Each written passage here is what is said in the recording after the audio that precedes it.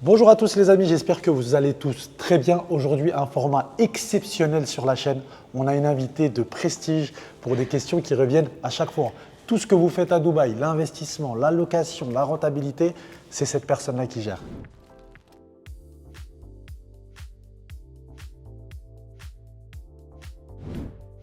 Bon Manel, explique-nous un petit peu ce qu'on fait là. À partir de quand on commence ton travail? Là, moi je suis largué, c'est pas mon rayon normalement. Écoute, on se trouve là à Berkeley Place, à Shoba Heartland, du promoteur Ellington. Je pense que tu connais très bien. J'ai vu et revu Ellington. On récupère un one bed d'un couple. C'est un building qui a été handover il n'y a pas très longtemps, donc les remises des clés sont toutes récentes. Ils décident de le mettre en holiday homes. Pourquoi? Parce qu'ils ont besoin de profiter de leur appartement une partie de l'année. Donc c'était le format le plus adapté pour eux. Et ils ont un très beau one bed qui a été très joliment meublé. Oh, il est meublé en plus. Ouais. Ça, je savais pas. Dans le holiday home, c'est obligatoire, comme tu le sais. Le concept, c'est de dormir chez l'habitant, finalement. C'est ça, il faut que tout soit prêt, il faut qu'on soit sur un format prêt à être installé, quoi. Exactement, pied sous la table. C'est ça. Ok, mais tu vois, je savais pas où est-ce que vous en étiez dans le process, si déjà ça avait été meublé ou si justement c'est quelque chose qui allait arriver ou pas. Ouais. Donc là, c'est cool. On est à la toute fin du process. Les permis sont faits, les autorisations.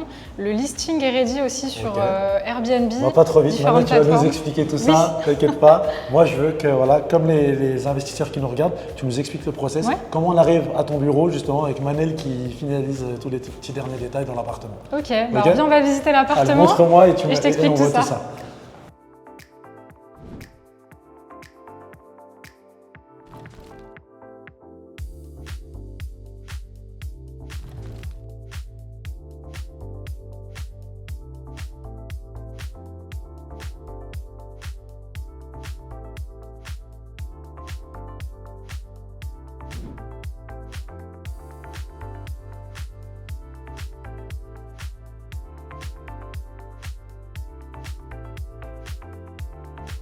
Bon Manel, on s'assoit parce que j'ai vraiment beaucoup de questions à te poser, d'accord?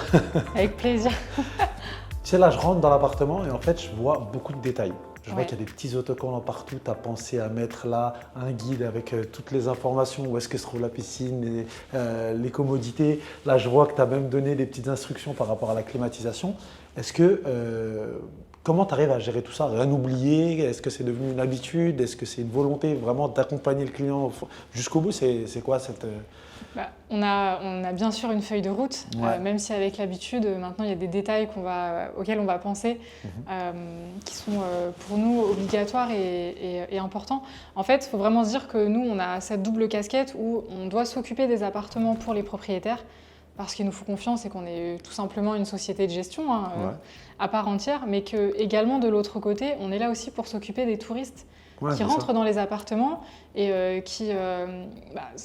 pour la plupart, c'est des vacanciers. Ils viennent ici, ils ne veulent pas avoir de stress, ils ne veulent pas avoir de problème. Et nous, on est leur point d'attache par rapport à ça. Donc, on les sensibilise par rapport à beaucoup de choses. On met des affiches pour leur rappeler les règles, pour indiquer où est-ce que se trouve la piscine. Un touriste, il est très, très assisté, sans choses négatives, mais ils viennent en vacances, ils oublient tout. Il y en a, ils oublient leurs repères. J'ai déjà eu dans ce genre d'appartement, ils sont où les toilettes? Alors que tu as juste à ouvrir les portes, tu vois. Mais on les sensibilise sur ça, la climatisation, l'économie d'énergie. C'est des machines qui tournent à plein régime 24 sur 24, 7 jours sur 7, 365 jours dans l'année, pratiquement. Donc on les sensibilise sur la température recommandée et tout plein de petits trucs comme ça. Tu sais, moi, je pense à toi, je me dis, là, je vois le boulot qu'il y a dans un appartement, mais qu'est-ce qui se passe quand tu dois en gérer 10, 20, 30, 40? Comment tu t'en sors en vrai de vrai? On a des équipes solides et des personnes aussi qui aiment leur métier, qui aiment le détail. J'ai ma collaboratrice, principalement Charline, qui c'est mon bras droit. Et c'est elle, justement, en général, sur l'opérationnel, sur ce type de détail où elle est très stricte.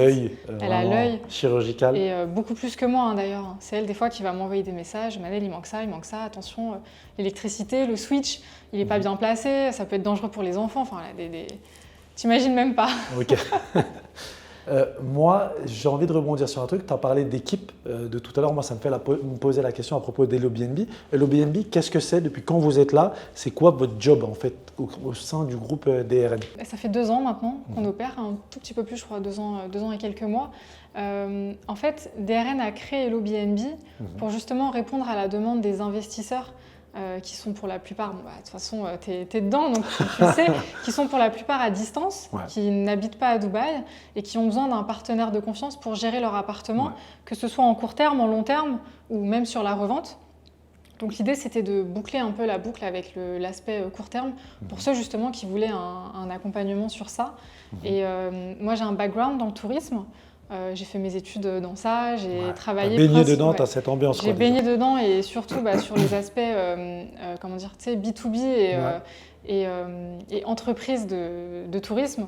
Donc c'était plus ou moins naturel. C'est un enchaînement qui s'est fait naturellement. Ok, d'accord. Donc l'objectif, si tu veux, si je comprends bien, c'était d'internaliser tout ça à DRN pour ne pas avoir à chaque fois nos investisseurs qui viennent, qui investissent avec nous et qui, après, au moment de la livraison, on doit les renvoyer vers quelqu'un d'autre qu'ils ne connaissent pas forcément. C'était vraiment le principe du guichet unique, quoi. On pouvait donner ça à une société extérieure, mais on s'est dit, écoute, on peut le faire, on sait le faire, autant aller jusqu'au bout, quoi. Donc tu as formé une équipe maintenant chez HelloBnB qui tourne. C'est quoi un peu les rôles qu'on va retrouver chez HelloBnB, l'équipe différemment? On est très multitask, mais après on va avoir une grosse partie admin où 7 jours sur 7 et 24 heures sur 24, on répond aux messages des clients. Ah, c'est ça, il y en a beaucoup qui doivent avoir beaucoup de questions à toute heure du jour et de la nuit.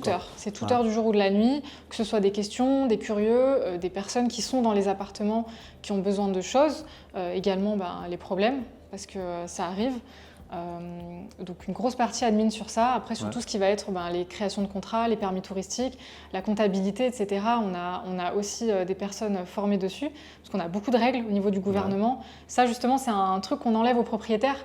Ils ne le voient pas forcément, mais il y a des contraintes, on ne fait pas ce qu'on veut, quoi. Bah oui, que ce soit par rapport à la TVA, par rapport aux clients qui sont enregistrés, les prises de passeport, toutes les règles de confidentialité, etc. Voilà, il y a beaucoup de choses. Parce qu'on ne rentre pas comme dans un moulin à chaque fois dans n'importe quel building, il y a la sécurité et puis même auprès du gouvernement, chaque client est enregistré avec son passeport. C'est-à-dire que on appelle ça DTCM, ici c'est l'entité qui gère ça.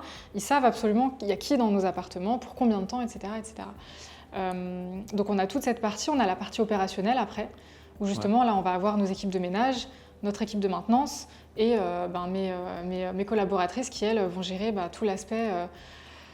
tout l'aspect ameublement, s'il manque des choses, s'il y a un coup de peinture à refaire, est-ce qu'on doit envoyer une équipe nettoyer les murs, enfin voilà, des bêtises. Un client mécontent, ça arrive très vite en fait. Tu as cette partie logistique, en fait tu es dans l'hôtellerie tout simplement. Oui. Ça dénote complètement avec ce qu'on fait nous. C'est exactement ça. En fait, c'est là où souvent les propriétaires, c'est quand on parle avec eux qu'ils se rendent compte que l'immobilier et le tourisme, ça n'a absolument rien à voir. On ne fait pas du tout le même métier. Et on n'a pas du tout les mêmes problèmes surtout. Oui, exactement. Mais toi, en fait, tu es vraiment, c'est ce que je te disais tout à l'heure, le dernier maillon de la chaîne alimentaire. C'est toi la plus importante, en fait. Parce qu'avant, on n'est que dans le théorique. Ouais, peut-être ce quartier va se développer, quel rendement je peux attendre, etc. Et toi, tu arrives avec le produit fini. En fait, tu es la pilote de la Formule 1, quoi. C'est-à-dire que nous, on est en train de concevoir le véhicule à l'avance, d'essayer de faire le véhicule le plus rapide. Et toi, c'est toi qui es le pilote et qui doit maintenant rendre En fait, des comptes, on est vraiment au service et du propriétaire et de la personne qui va venir louer l'appartement. Et là, je parle de manière générale, court terme, long terme. Tu as deux casquettes, quoi. Tu dois répondre, tu dois être le plus performant possible auprès du propriétaire, mais derrière, tu dois rester compétitive par rapport à tous les concurrents que tu vas avoir. Comment tu arrives à gérer cette dualité entre essayer de rapporter un maximum d'argent, mais rester quand même accessible pour ne pas perdre tes clients, quoi? On va dire qu'on a la chance qu'il y ait un marché quand même de la location et qu'on ne peut pas comme ça fixer des prix arbitrairement. Ça n'aurait pas de sens parce qu'il faut se dire qu'à Dubaï, tu es en concurrence avec tous tes voisins. Potentiellement. Et les hôtels. Et les hôtels. Donc, tu ne peux pas être plus cher qu'un hôtel, mais tu dois avoir un appartement qui est fonctionnel, qui n'a pas de problème. Tu dois être un petit peu mieux que tes voisins, parce que finalement, entre deux appartements sur le même palier, qu'est-ce qui va faire la différence? Alors, oui, la décoration, la vue, et puis les commentaires, comment tu vas entretenir l'appartement. Notre profil il est super important. C'était justement l'objet de ma prochaine question, parce qu'à chaque réunion, à chaque fois, nous, ça reste quelque chose de très abstrait. On te voit récupérer des prix et on te voit de temps en temps fatigué, à droite à gauche, je te vois tout le temps en train de courir. Très souvent, on dit, voilà, c'est le 7e mois, 8e mois que HelloBnB est super host. Super host, ça veut dire quoi? Est-ce que tu peux enfin m'éclairer et me dire qu'est-ce que ça vaut? J'ai l'impression que tu gagnes la Ligue des Champions à chaque fois. Donc dis-moi ce que c'est super host. C'est vrai qu'on parle beaucoup d'Airbnb parce que c'est le revenu principal de Dubaï. C'est la plateforme la plus connue. C'est la plateforme la plus utilisée surtout. Le statut de super hôte, c'est un statut qui crédibilise les hôtes sur Airbnb. Et c'est quand on a atteint certains critères et qu'on arrive à garder dans le temps. C'est un statut qui est révisé tous les trimestres. Et alors, grosso modo, les 4 gros critères à avoir, c'est un taux d'annulation à moins d'1%. Donc, tu comptes à peu près une annulation toutes les 100 réservations, du coup, à peu près. Un taux d'annulation à moins d'1%. Il faut avoir rempli un certain nombre de nuitées sur un certain nombre de temps. Mais bon, avec le nombre d'appartements qu'on a, ça, c'est, on va dire, plutôt facile à avoir. Il faut avoir une note à 4,8 minimum. Sur 5. Sur 5. Donc costaud, quoi. C'est le critère le plus difficile pour nous. Alors pas parce qu'on fait du bon ou du mauvais travail, mais tout simplement parce que plus tu as d'appartements, plus tu as des potentiels soucis. Et la clientèle de Dubaï est ultra exigeante. De toute ma vie dans le tourisme, j'ai jamais vu une clientèle aussi exigeante que celle du Moyen-Orient. Et je parle toutes nationalités confondues. C'est là où ils font pas souvent la différence entre un hôtel et un Airbnb. Les exigences sont pas les mêmes, mais finalement on a les mêmes clients. Donc on doit plaire à tout le monde. Et taux de réponse à 100%, c'est ça. Taux de réponse à 90% minimum. Voilà. Sur ça, moi, je le calcule même pas finalement parce qu'avec mes équipes, on s'est donné une règle. Il faut que chaque message soit répondu en moins de 20 minutes, que ce soit du jour ou de la nuit. Comment vous faites la nuit ? On a des astreintes. C'est pas vrai. Oui. On n'a pas le choix. Alors, dans la loi, on est censé avoir un numéro d'urgence pour la nuit. On n'est pas obligé de travailler la nuit. Il faut juste un numéro d'urgence. Mais moi, j'exige que tous les clients soient... Donc ça, vraiment, c'est des détails qui... C'est fou, en fait. Tu peux perdre ton statut de super hôte si à 3h30 du matin, quelqu'un t'envoie un message et que tu réponds pas. C'est ça. Ouais. Tu as un temps de réponse et je comprends pourquoi tu dois répondre à chaque message. C'est obligatoire. Mais derrière, après, ça t'apporte un vrai support, une vraie crédibilité. Quand quelqu'un voit que tu es super hôte, il sait qu'il ne va pas arriver devant un trou dans le sable, quoi. C'est ça. En fait, le nombre de commentaires va être important, mais le statut de super hôte montre tout de suite que tu es quelqu'un de dévoué, qui répond vite aux messages. Et qui entretient surtout ce statut. Parce que quand tu l'as, après, c'est difficile de le garder. C'est plus facile de l'avoir que de le garder. Tu m'étonnes. Le dur, c'est de rester au top, c'est ce que je dis tout le temps. Et ce qui a changé, en tout cas, sur les plateformes, c'est le taux de conversion d'un client. Avant, on avait beaucoup de curieux qui posaient juste des questions. Maintenant, on a beaucoup de personnes qui bookent directement les appartements. Ok. Bon, merci Manel pour toutes ces réponses. On va passer maintenant dans la partie un petit peu plus chiffres, celle qui intéresse tous nos investisseurs. Donc je ne sais pas, est-ce qu'on va voir un deuxième appartement? Est-ce qu'on va faire ça au bureau? Qu'est-ce que tu en penses? On peut aller voir un deuxième appartement. J'en ai un de libre aujourd'hui dans un autre quartier, d'IFC. C'est le quartier financier de Dubaï. Il est intéressant par rapport à Shoba parce qu'on a une concentration en fait de flux de personnes, que ce soit des voyageurs d'affaires, des touristes, des personnes qui veulent être proches du centre. Bon, même si Shoba, on est quand même hyper bien placé. Shoba, ce qui est bien, c'est qu'on a la vie familiale ici. Ça attire énormément de familles. C'est fou, on n'a pas l'impression d'être à Dubaï. Vraiment, moi qui suis du coin, c'est vraiment d'être un petit village américain avec les écoles, les enfants qui passent Ça fait très banlieue chic, proche du centre. IFC, c'est un autre registre. C'est un autre registre. C'est un quartier beaucoup plus business. C'est une clientèle qui est différente. Mais c'est là où ça fait la diversité justement des biens. Et c'est pour ça que c'est bien en tant que, nous, société de gestion, d'avoir des biens qui sont dispersés un peu dans tout Dubaï. Ça nous permet aussi, nous, de voir en fait les profils clients, où est-ce qu'ils vont. Et ça nous permet aussi de mieux conseiller les propriétaires.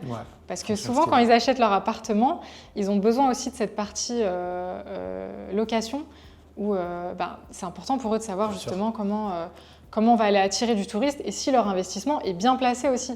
J'imagine que c'est des questions que tu as en fait. C'est des questions que j'ai et justement, ça allait être l'objet de ma prochaine question, c'est comment se heurte la philosophie de l'agent immobilier qui est passé par là avant avec toi qui arrive derrière en fait, parce que vous pouvez avoir des visions complètement différentes. Alors, c'est pas qu'on a des visions complètement différentes, c'est que maintenant, moi, je sensibilise un maximum les agents immobiliers s'ils ont des doutes sur un quartier, sur les rendements locatifs, en tout cas dans le milieu du court terme, à nous contacter d'abord parce que ça m'est souvent arrivé d'avoir une divergence entre ce que l'agent immobilier aurait pu dire avant à un client et moi quand il arrive chez moi. Tu vas le subir complètement toi, parce que c'est un agent qui dit n'importe quoi, toi tu le manges de plein fouet quoi. Bah, un petit peu parce que alors après ça c'est aussi un petit peu le syndrome du client, il veut toujours plus. Tu veux le moins cher quand tu loues, tu veux la plus grosse plus-value, mais tu veux le meilleur prix d'achat. Enfin, voilà, c'est un peu le beurre et l'argent du beurre. Mais je me retrouve souvent confrontée à des propriétaires qui arrivent avec des espoirs et des attentes qui sont beaucoup trop élevées par rapport à ce que le court terme peut offrir. Le court terme, c'est un schéma qui est très, on va dire, réglementé par pas mal de règles. C'est un petit peu ce qui va différer du long terme et c'est comme ça nous qu'on conseille nos clients. Pourquoi on fait du Airbnb finalement? Alors ça, Manel, je te coupe parce que ça va être l'objet de ma prochaine question. Allez, c'est la question à 1 million d'euros. Tout, en fait. Tu vas trop vite. C'est ma question à 1 million d'euros. On va du coup parler, qu'est-ce qu'il faut faire entre le court terme, le long terme, qu'est-ce qui rapporte le plus, quelles sont les différences fondamentales qu'on va retrouver entre les deux. On va aller voir un deuxième appartement parce que comme tu l'as expliqué tout à l'heure, celui-ci vient tout juste d'arriver dans ton listing. Là, on va avoir un appartement qui a un peu plus de background. Donc, tu vas pouvoir nous parler chiffres, résultats, taux d'occupation, tous ces trucs qui préoccupent un peu nos investisseurs. Donc, on y va. Je sais que tu as des choses à dire. Ouais. On y va.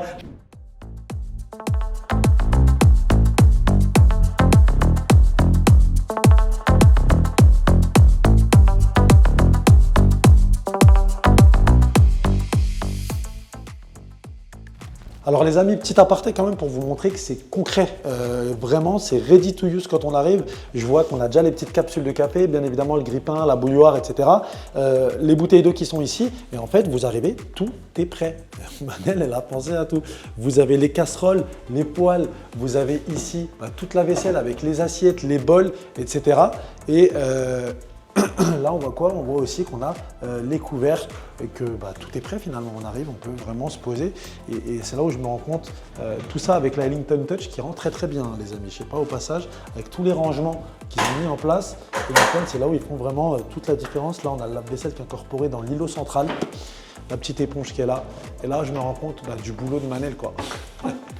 Là, tu as tous les verres, les tasses, des trucs comme ça. Donc, c'est parfait, prêt à l'emploi. Donc, je me rends compte du travail de fourmi que c'est. Manel, t'as du courage.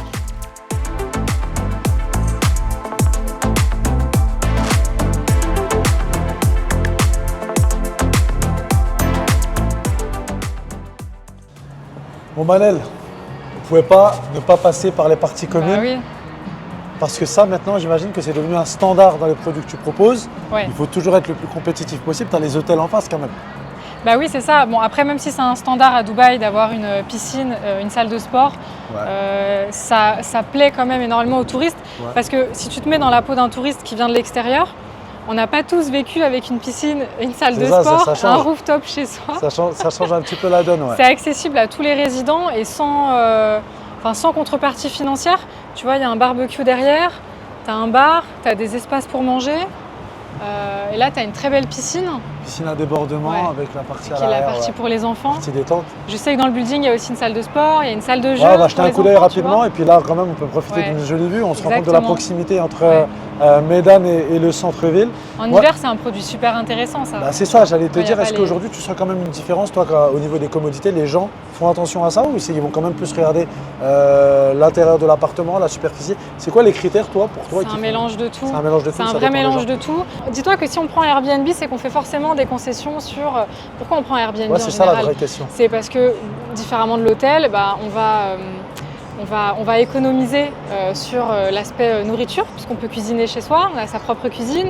Pour les familles qui ont des enfants, c'est pas évident d'aller au restaurant tous les jours, etc. Donc c'est là où en général on va les s'orienter vers un Airbnb. Et après, les commodités viennent après.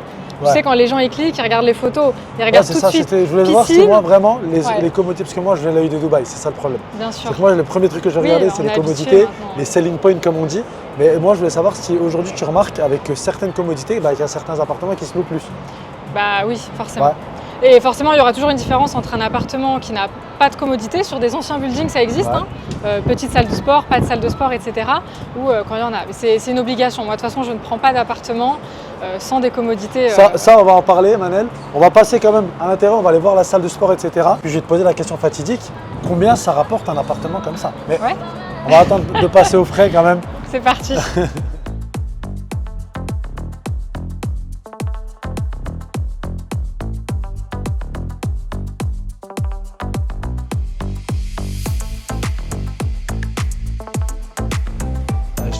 vas-y. Merci.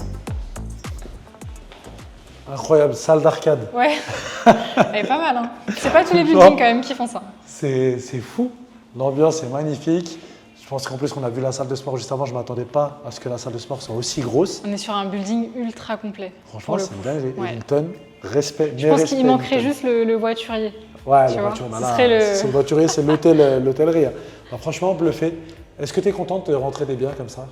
Bah oui. C'est des beaux listings. Ouais. Maintenant, après, on a quand même la tête sur les épaules. Hein. On a une responsabilité derrière de louer l'appartement, déjà. Et maintenant, tous ces plus-là font que c'est une énorme plus-value sur les plateformes. Ok, d'accord. Donc Manel, la question que tout le monde attend, on a vu la magnifique salle de sport, on voit la magnifique piscine, on voit l'intérieur qui est beau, mais combien ça coûte tout ça? Combien ça coûte? Moi, si je suis touriste, je viens louer ça, je paye combien? Moi, si je suis propriétaire, à la fin de l'année, à la fin du mois, qu'est-ce qui reste dans ma poche? Parce que forcément, on voit tous ces services, le travail que tu fais, c'est pas gratuit. Hein, ça mobilise plusieurs équipes, comme tu l'as dit. Est-ce que tu peux nous expliquer un petit peu tout ça? Écoute, sur les plateformes, comment on va lister ça? Donc déjà, nous, on va appliquer ce qu'on appelle des prix dynamiques, qui vont être différents selon les jours de la semaine, selon la durée aussi d'occupation. C'est ce qu'on a vu sur Capital. Ouais. Quand DRN est passé sur Capital. Oui, c'est vrai. C'est vrai. Donc c'est le prix qui s'adapte en fonction de la période de l'année, de la demande. Exactement, c'est du yield management. Donc forcément, entre les périodes hautes et les périodes plus basses, les prix vont différer. On va dire que sur ça, c'est une réalité. Excuse-moi de te couper, Manel. Aujourd'hui, c'est une vraie réalité. Il y a certaines périodes de l'année où ça turbine plus à Dubaï. On va pas, de toute façon, on ne peut pas faire des miracles non plus. Il fait chaud en été, il fait meilleur l'hiver. Il y a une saisonnalité. Alors, on arrive quand même à remplir les appartements l'été, il faut réadapter sa stratégie de prix. Alors sur un appartement comme ça, avec ce type de commodité, et dans ce quartier, on va pouvoir louer l'appartement sur... Alors, si je devais vraiment faire une moyenne... C'est ça, parce que c'est compliqué pour toi du coup. Oui, parce que nous, tous les jours sont différents. Donc on va dire une vraie moyenne. En prenant le plus bas, le plus haut, lissé sur 12 mois, on va avoir une moyenne à 500 dirhams, donc on va être par 125 nuit, 125 € à peu près par nuit. Donc forcément beaucoup plus, beaucoup moins, entre guillemets, selon les périodes de l'année, avec un taux de remplissage qui va s'approcher des 75-80%. On peut aller beaucoup plus dans d'autres quartiers. Ça va dépendre, en fait, tout va dépendre de la stratégie qu'on va adopter. On est aussi, nous, en corrélation avec le propriétaire, parce que selon comment il va venir dans l'appartement, combien de temps ils vont venir aussi dans l'appartement, est-ce qu'ils vont en profiter la moitié de l'année ou est-ce que tout le reste va être vide? Il y a 1 million de paramètres et également on va prendre en compte les événements extérieurs. Qui peuvent avoir une influence. Pas qu'à Dubaï, tout le Moyen-Orient. Et forcément tout ça va avoir une influence sur les prix et sur les hôtels aussi. Ok, alors je fais un calcul. Tu m'as dit on doit tourner à peu près, si on tournait dans l'idéal, dans un monde où tout se passe bien, à 80% de remplissage, sur 30 jours, ça veut dire qu'on va aller chercher du 23-24 jours par mois loué. Donc si je vais prendre ma calculette, moi je vais faire le client. 500 fois 23, je suis à 11 500 dirhams. Qu'est-ce qui reste dans ma poche, moi? Tu vas enlever à peu près, alors si j'inclus absolument tout ce qui se passe dans le pricing, c'est-à-dire que sur un prix de base, nous on va devoir forcément ajouter des frais supplémentaires, donc ce qui vont correspondre aux frais de ménage, à la taxe de séjour obligatoire de Dubaï, la TVA, et autres frais supplémentaires s'il y en a. Mais ça va être les 3 principaux frais, plus les commissions des plateformes et la nôtre. Alors bien évidemment, dans le calcul du prix, nous, on va un peu, on va overprice, on va surtaxer le prix de l'appartement sur les plateformes pour que justement, à la fin, il reste quand même quelque chose. Il faut que ça reste rentable. Tu enlèves environ entre 25 et 30% du brut pour avoir un net propriétaire. Alors on va faire, je vais enlever 27%, tiens. Et ce qu'on inclut également dans cette tarification en plus, ça va être aussi le prix des factures, puisqu'un propriétaire se doit d'alimenter son appartement en électricité, Internet, le gaz et la climatisation. Exactement, c'est un produit clé en main. Donc nous, on s'occupe, pareil dans notre offre, de payer toutes ces factures. Également à la demande les charges de copropriété, pour qu'en fait les propriétaires aient vraiment un prix net à la fin. et qu'ils n'aient pas à se dire il faut que je rajoute cette facture, il reste mes charges de copropriété, etc. Donc c'est grosso modo, dans les grandes lignes, à peu près. Ouais, c'est ça. Je fais les calculs. Dans un mois normal, sur un appartement comme celui-là, on va être entre 2000 et 2500 euros. Qui va vraiment net. être loué sur Airbnb avec comment dire, tu sais, l'algorithme des prix, etc. Maintenant, bien évidemment, ce qui est bien avec DRN Group, c'est qu'on a aussi beaucoup de clients en direct. Donc on va des fois ne pas passer par les plateformes et pouvoir remplir les appartements de manière mensuelle sur des beaucoup plus longues périodes. Oui, exactement. Okay, sur des plus longues périodes, 1 mois, 2 mois, 3 mois, où là on va pouvoir avoir une tarification fixe, moins de passages dans l'appartement, donc on va dire moins de choses à faire. Ok, d'accord. Bon, je vais déjà te remercier. Merci pour tous ces éléments sur cette première étape. Ouais. Là, on est sur un building tout neuf. On n'a pas encore vraiment de visu. On va pouvoir aller à DIFC, comme tu l'as dit juste avant. Et là, vraiment, on va pouvoir discuter business. Allez, ok, c'est parti. Let's go.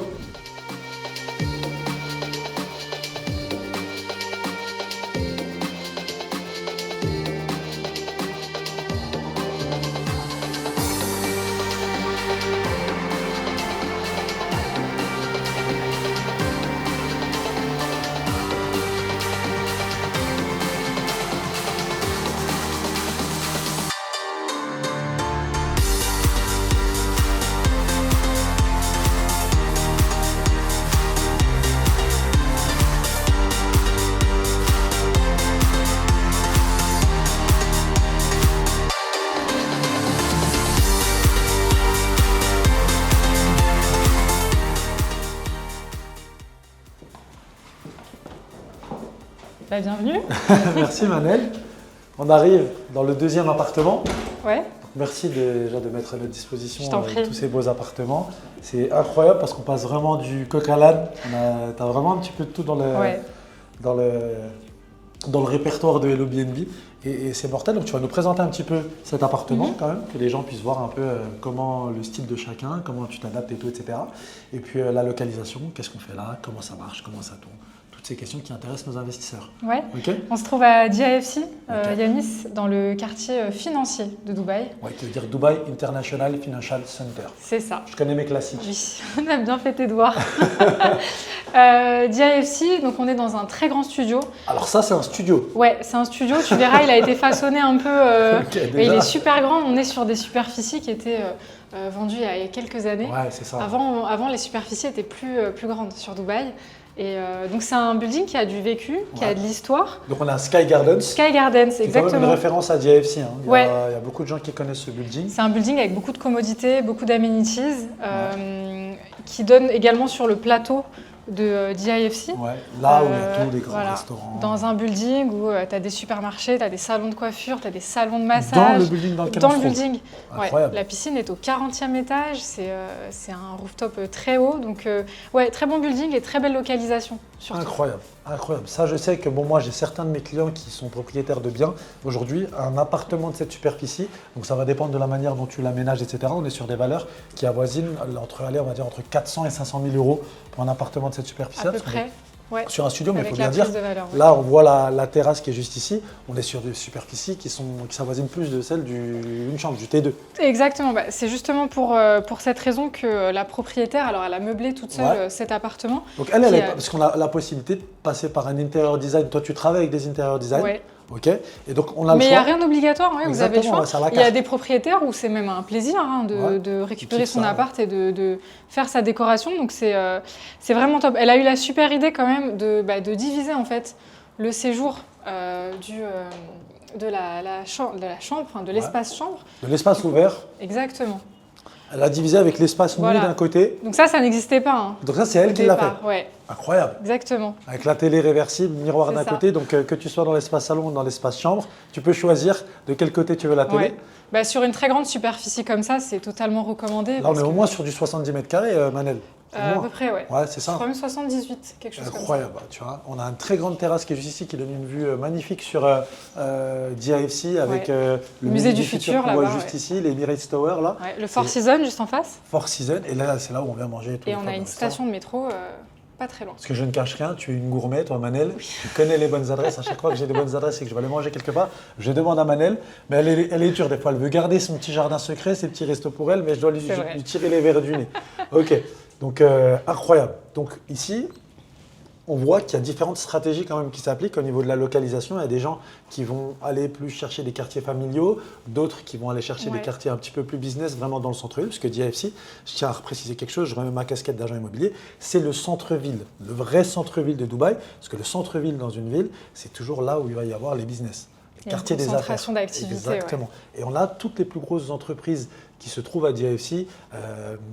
On a BlackRock, Shell, BP, toutes les plus grosses, vraiment les grandes entreprises internationales sont ici à DIFC pour la simple et bonne raison. Je ne sais pas si tu le savais qu'on n'est pas sur la même juridiction qu'à Dubaï. À DIFC, on a une loi différente, la common law, ce qu'on appelle. Et donc, du coup, tu peux enfreindre la loi à Dubaï, mais pas forcément à DIFC. D'accord, ok. Et donc, ce qui donne un régime juridique beaucoup plus souple pour les entreprises ici. La loi change beaucoup à Dubaï. Ici, on est sur une loi qui est plus adapté, on va dire. Donc, les entreprises sont à DIFC, le resteront, et donc on restera toujours c'est hyper sur intéressant, le centre des affaires. Exactement. Donc ça, c'est important quand même. Quand on veut faire du court terme ou du long terme, on va quand même faire un tour aussi. En même temps que je te dis tout ça, en fonction de si on veut faire du court ou du long terme, la localisation, elle va jouer de fou. Elle va beaucoup jouer et ça va aussi déterminer le profil client des personnes qui vont réserver l'appartement. Tu vois, tout à l'heure, on était à Shoba. Ça va être très familial. Ça va être des personnes qui cherchent plutôt le calme d'un coin un petit peu reculé. Des personnes aussi qui ne veulent pas payer trop cher. À DIFC, par exemple, on a beaucoup de voyageurs d'affaires. Et on a beaucoup de personnes seules qui viennent. C'est souvent payé par leur entreprise. Ils prennent sur du 3 semaines, 1 mois. J'ai que des longues réservations sur cet appartement et j'ai un rendement qui est extraordinaire. Parce que justement, on a cette proximité justement avec le centre financier où tout… Super bien connecté, quoi. Ouais, exactement. Super bien connecté. On a quelques touristes qui viennent, mais pour la plupart, c'est des travailleurs en remote, donc en distanciel, ou qui travaillent pour plusieurs entreprises et qui ont besoin de se retrouver ici dans le centre financier. C'est ultra polyvalent parce que tu as la nightlife qui est juste ici, tu es proche des entreprises du bureau, tu es super proche aussi du Burj Khalifa, de Business Bay, de Downtown. Ouais. Donc, oui, parce que là, en voiture, on est à moins de 10 minutes à peu près de la route Financial Center pour aller justement rejoindre Fashion Avenue à Dubai Mall. Donc, si je récapitule par rapport à ce que tu m'as dit tout à l'heure, Manel, on a un process. Donc, on te contacte. Remets-moi les étapes, s'il te plaît. Donc, on fait une prise de contact, oui. On établit la stratégie. Premièrement, est-ce qu'on part sur du court ou du long terme? On conseille. Ensuite, on fait tous les permis, l'administratif, etc. L'ameublement de l'appartement, avec ou sans nous.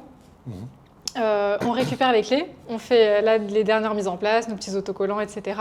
Et puis on liste les annonces sur les plateformes. À partir de ce moment-là, la machine s'enclenche. Et là, c'est notre travail d'aller louer les appartements, de les rendre attractifs au départ. Il y a des petits tips à avoir. Les premiers résas doivent être moins chers que tous ses voisins. C'est ça, ouais. Voilà, il faut avoir des photos de très bonne qualité. Bien sûr, c'est comme quand tu fais du Uber Eats. C'est ça. Forcément, nous, quand on commande à manger, on va regarder les photos. Est-ce que ça donne envie? Et les gens vont regarder les commentaires aussi. Exactement. Un appartement qui vient d'être mis sur le marché, il n'a pas de commentaires, donc il n'y a pas de recul. Les gens se méfient. C'est là où le super hôte est très important. Parce que le profil, du coup, en fait, il dispatche tout ce qu'on a fait sur d'autres appartements et les gens sont beaucoup plus rassurés. D'accord. Bon, là, on est donc typiquement sur un produit qui est performant pour le court terme. Ouais. Donc ça, c'est quelque chose à adapter dans la stratégie. C'est-à-dire qu'il y a des gens, des fois, ils viennent te voir, mais ils n'ont pas forcément le produit adapté. On a des produits comme par exemple, on a vu à Shoba Heartland juste avant, ça c'est vraiment un produit type long terme, où on va avoir des familles qui sont plutôt sédentaires, qui ne veulent pas forcément bouger. Exactement. Et qui vont chercher un esprit plutôt familial. C'est typiquement le genre de quartier, excuse-moi je te coupe, où la location longue durée par exemple va souvent être beaucoup plus profitable pour les propriétaires que le format Airbnb. Là, on arrive à une question fatidique. Je pense qu'on va s'asseoir, Manel. Allez. Parce que là, je vais te poser des questions qui fâchent. D'accord? C'est parti, je suis prête. Allez, c'est bon.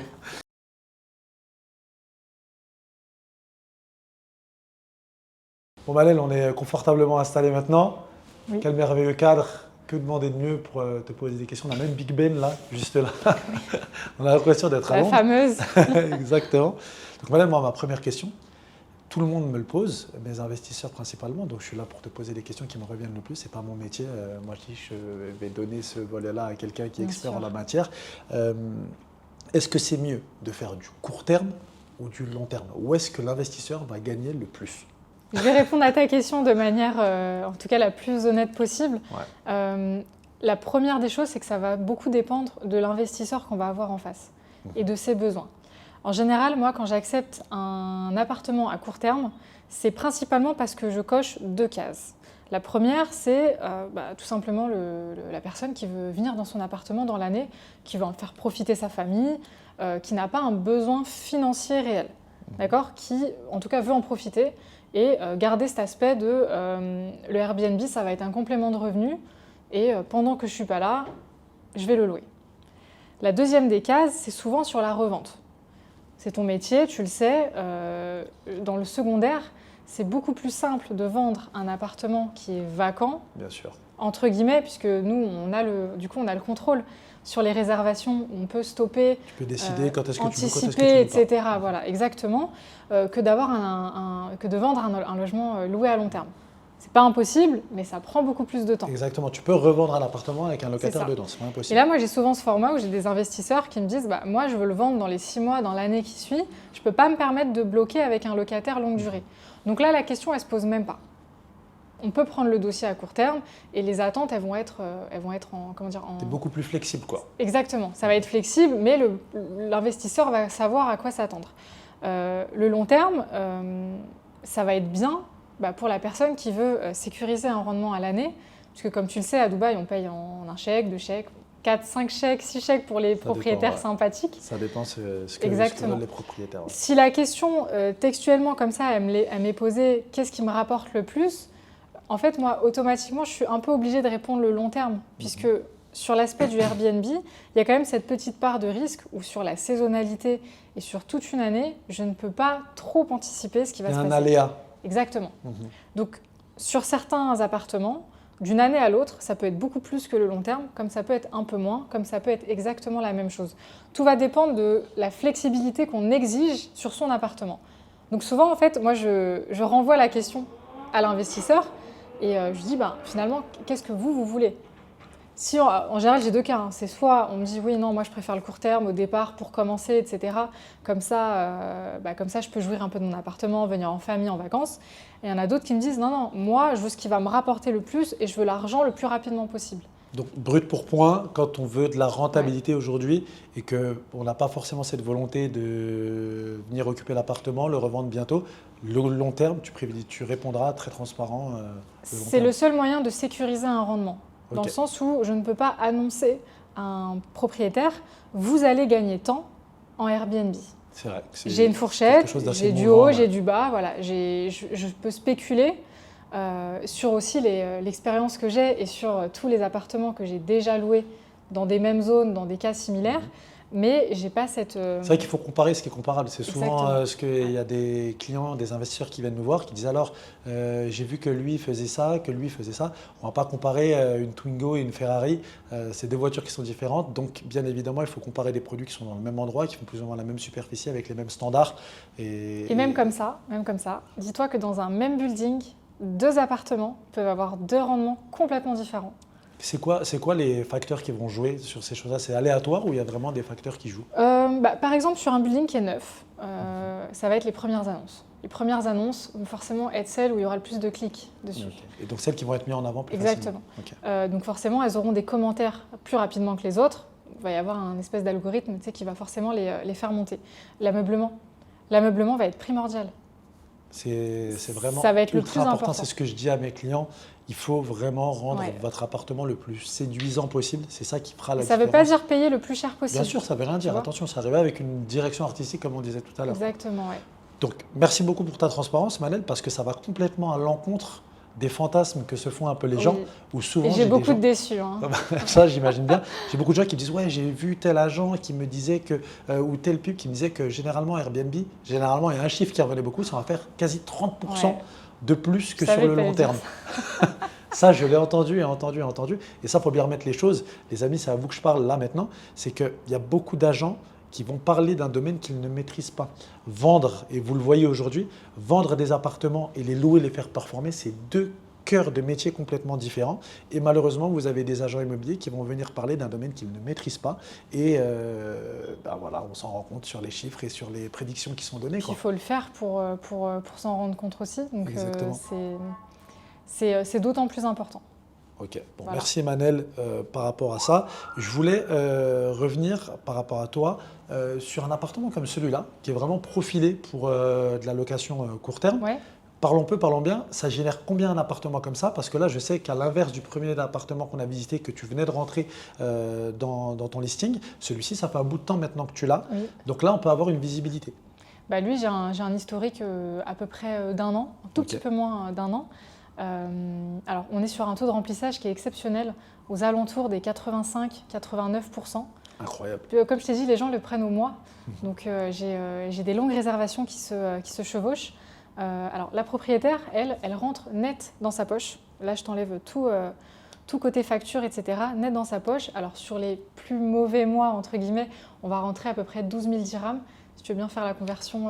12 000 dirhams, on est à peu près à 3 000 euros. 3 000 euros. Et dans les meilleurs mois, on va atteindre les 15. Okay. J'exclus toujours le mois de décembre, puisque le mois de décembre, c'est la fiesta quasiment pour 4 tout 000 le monde. euros, entre 3 et 4 000. 3 000 pour les mois normaux, 4 000 pour les bons mois. Et on parle que d'un studio. Et on parle que d'un studio qui a dû lui coûter, après on ne sait pas exactement combien elle a eu cette dame-là, mais on doit être aux alentours des, peut-être je dirais entre 350 et 400 000 euros, tout frais compris. Donc c'est incroyable, on est sur une rentabilité qui est extrêmement intéressante avec toujours cet aspect flexibilité. Elle peut venir quand elle veut, elle peut le louer quand elle veut. C'est l'objectif de cet appartement, en fait, elle le vend. Elle est vendeuse, il est listé justement sur les plateformes. Elle en demande, tu m'as dit tout à l'heure, 500 000 euros. À peu près. Elle est très patiente. Oui, c'est ça, elle a mis un prix un petit peu plus au-dessus du marché. Mais justement, en fait, ça lui rapporte. C'est ça, en fait, finalement, elle ne perd pas d'argent. Ça lui rapporte pendant qu'elle attend le fameux acheteur qui lui achètera à ce prix-là. Et elle a la patience. Donc voilà, on le met en court terme. Et quand ce sera vendu, on espère que le nouvel acheteur continuera avec nous. Autrement. D'accord, donc c'est un appartement à l'année qui peut rapporter très facilement 40 000 euros, oui. Voire plus, entre 40 et 45 000 euros, c'est exceptionnel. Et bon, on voit que le travail est toujours bien fait, une fois de plus, hein, c'est prêt à être dégusté, comme on dit, tout est prêt, les serviettes sur le lit. Je vois que tu as mis une excellente vidéo à la télé, tu as de très bon goût. Malène, moi je suis investisseur, je te confie mon bien. Quel regard j'ai sur la performance de l'appartement, comment je fais moi pour suivre un petit peu ce qui se passe quand même, parce que je te laisse guider les manettes, mais j'aimerais bien la commune. Tu sais, comme on dit, la confiance, c'est que je ne suis pas le contrôle. Tout à fait.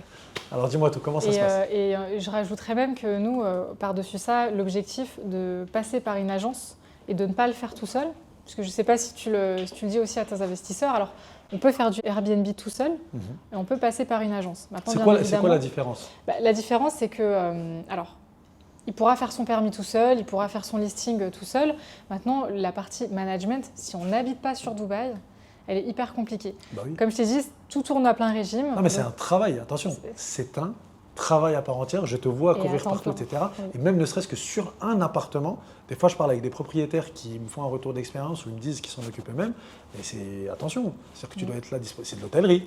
C'est de l'hôtellerie et c'est du service client. Ouais. Et c'est du service après-vente. On est aussi office de tourisme.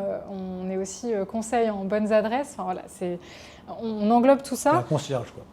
On est aussi concierge, exactement. Donc, toute la partie management opérationnel va être très compliquée pour quelqu'un qui n'est pas là. Il y a beaucoup de buildings qui n'acceptent pas les self-check-in, donc les entrées autonomes. Quand on voit les petits boîtiers devant la porte exactement. avec le code et tout, etc. Ça, il y a des procédures à suivre pour chaque entrée au niveau du gouvernement, chaque sortie, etc. Donc, on va vite se laisser dépasser si ce n'est pas une activité principale pour nous. Donc ça va être la différence. Donc quel droit de regard, bien évidemment. Comment je suis moi, la performance de mon et c'est ce que je dis à mes propriétaires, c'est moins on va se parler et mieux tout le monde va se porter. Parce que nous, comme tu le sais, on travaille beaucoup. Et moi, les propriétaires, s'ils passent par moi, c'est pas pour que je les dérange. Cependant, ils vont avoir accès à une application, donc ça, ce qui s'appelle un channel manager. C'est une application qui va regrouper absolument tout ce qui se passe dans l'appartement. Donc ils vont avoir une page d'accueil avec un calendrier, avec toutes les réservations. Un tableau de bord. Un tableau de bord, exactement. Avec toutes les réservations, toutes les dépenses également. Quand je paye une facture, quand je dois faire une facture de maintenance, je suis venue réparer un évier ou peu importe, je le mets dedans. Et chaque mois, moi, je leur sors un rapport mensuel avec absolument tout ce qui s'est passé.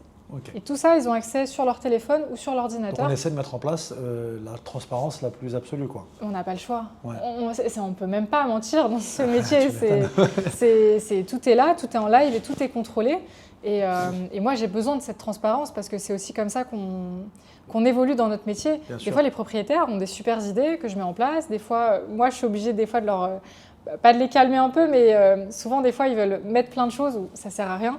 Un truc tout bête, dans les Airbnb, plus tu vas mettre d'options, des haut-parleurs, des choses dans la cuisine, des machines à café exceptionnelles, etc., plus il y a de boutons, plus c'est compliqué et plus les gens vont se plaindre. Ah ouais. Donc des fois, il y a une très bonne intention des propriétaires d'ajouter plein de choses.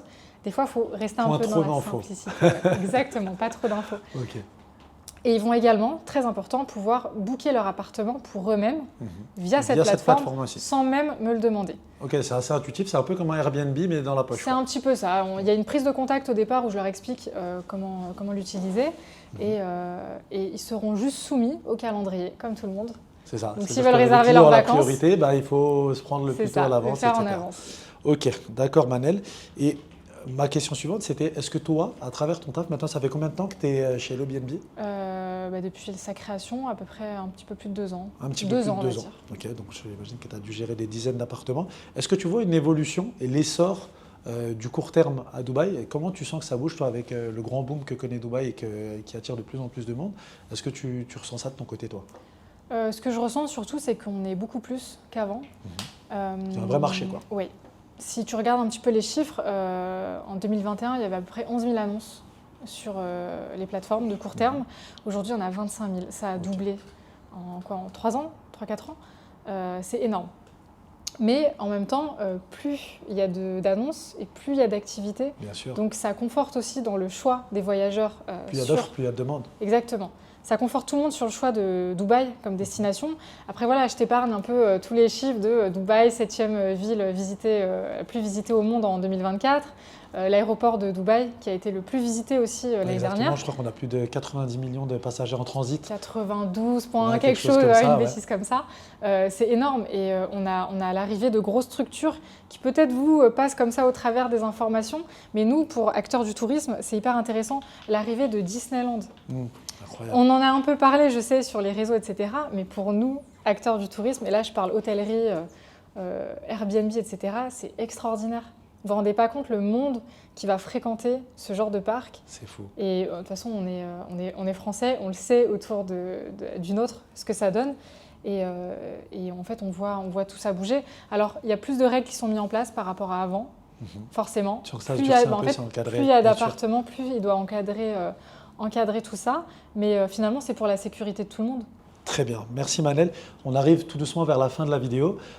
Moi, je parle depuis Manel, la manageuse de HelloBnB tout à l'heure, mais j'aimerais parler à Manel d'un point de vue un peu plus général maintenant, parce que je ne trahis pas un secret, tu parles beaucoup d'immobilier, tu es passé aussi par la case agent immobilier, pour après refaire un retour, parce qu'on n'a pas beaucoup parlé de toi non plus, parce que je sais que tu n'aimes pas trop parler de toi. Tu es passé par la case agent immobilier, tu as été aussi investisseuse à Dubaï, maintenant tu t'es redirigé un peu plus vers ton domaine de cœur qui est le tourisme.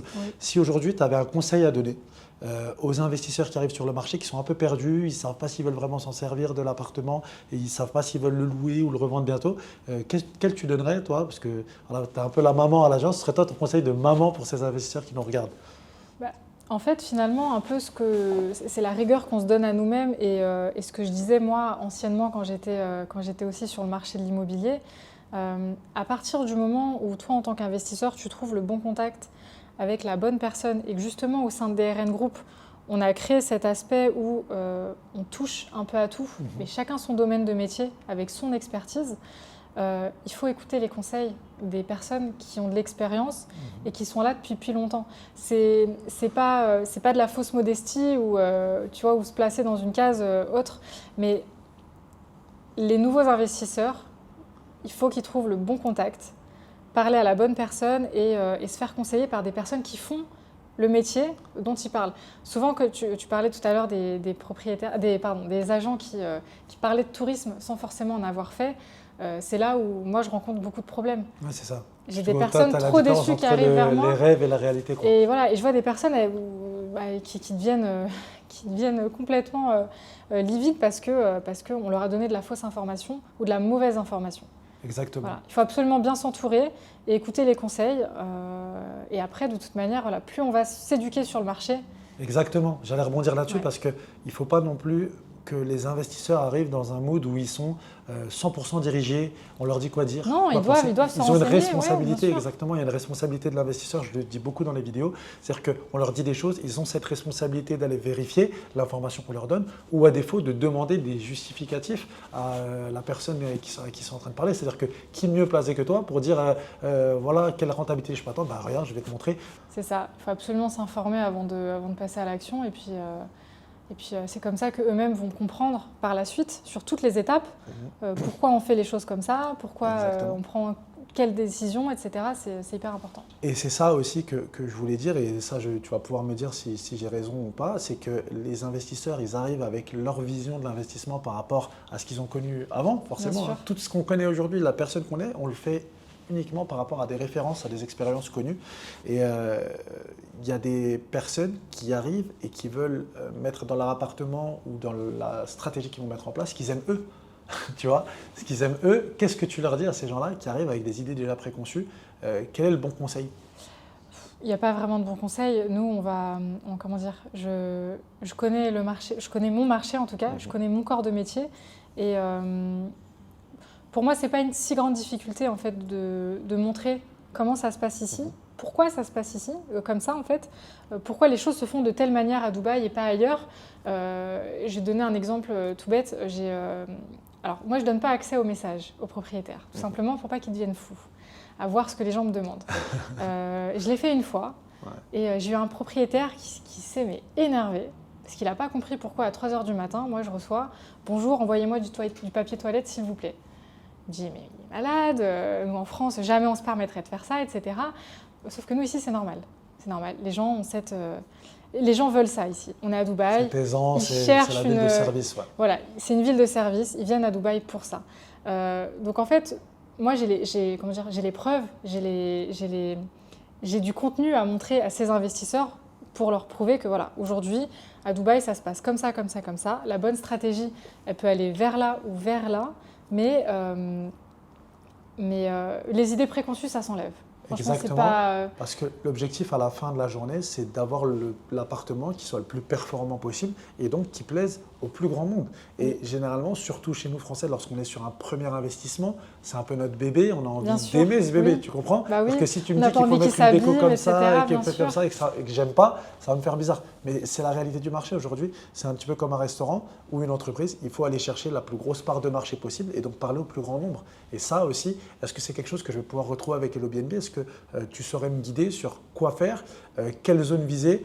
Ça, après, c'est un travail qui se fait quand même beaucoup avec l'agent immobilier en amont, mais sur la manière d'optimiser l'appartement. Est-ce que c'est un service que je peux retrouver? Voilà, quoi faire, comment optimiser mon appartement, comment le meubler, des petits conseils pour qu'au final les gens soient contents, quoi. Toi qui en côtoies beaucoup. On doit le faire et alors on sait le faire et on doit le faire parce qu'on est sur un modèle où si le propriétaire ne gagne pas d'argent, je n'en gagne pas non plus. Bien sûr.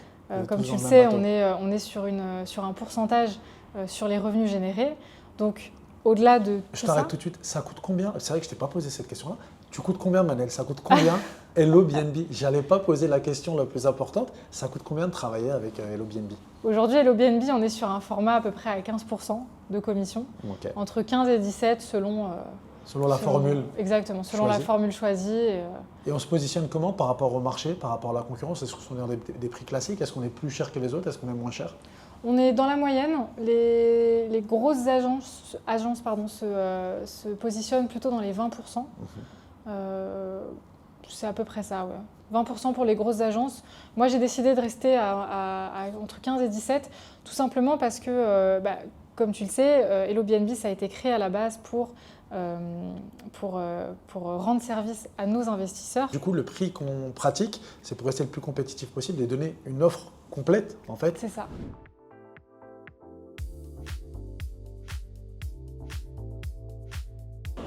Les amis, on arrive à la fin de la vidéo. Je tiens à te remercier, Manel. Merci de nous avoir montré les coulisses de la location court terme, comment ça se passe chez Hello BNB.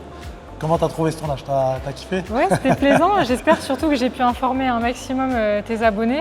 Ouais. C'est toutes les questions qui me reviennent le plus souvent. Donc voilà. Donc, d'ailleurs, s'il y en a d'autres, n'hésite pas à me les faire parvenir. Bien évidemment, vous retrouverez le numéro de Manel dans la description. On va l'afficher pour que si jamais ils ont des questions, ils peuvent te contacter. Avec plaisir. La pro directement. Donc n'hésitez pas, si vous aimez ce type de format avec Manel, qu'elle nous montre un peu les coulisses, comment ça fonctionne, après le passage de l'autre côté, une fois que l'appartement est livré, c'est ce type de format qui va répondre à toutes vos questions. Pour ma part, c'était un plaisir de faire cette vidéo avec Manel et de vous montrer comment ça se passe. Si vous avez des questions, n'hésitez pas à les mentionner dans les commentaires, je me ferai un plaisir s'il y a des choses que vous voulez voir, peu importe, vous me dites ce que vous voulez et nous, on fera le boulot. Manel, merci. Merci à toi, à la prochaine. Pour de nouvelles aventures.